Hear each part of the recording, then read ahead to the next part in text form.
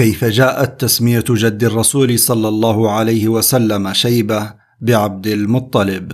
تحدثنا فيما مضى عن جد الرسول الثاني هاشم ابن عبد مناف، وأخبرنا أنه قد توفي في غزة من أرض فلسطين، وكان قد أنجب من الأولاد 4 بنين، من بينهم شيبة، وهو جد الرسول الأول الذي سمي فيما بعد عبد المطلب.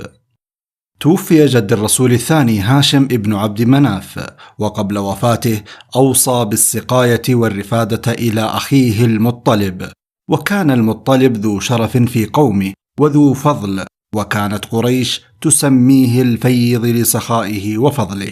ولما أصبح شيبة ابن أخيه غلاما صغيرا دون المراهق، سمع به عمه المطلب، فرحل في طلبه وأخذه من أرض أمه، وقال لها: نحن قوم ذو شرف وعزوة وذو خير كثير، ونريد أن يربى فينا ابن أخي وأن ينشأ بين قومه وأهله. فأذنت له، فأخذه إلى مكة على ظهر بعيره.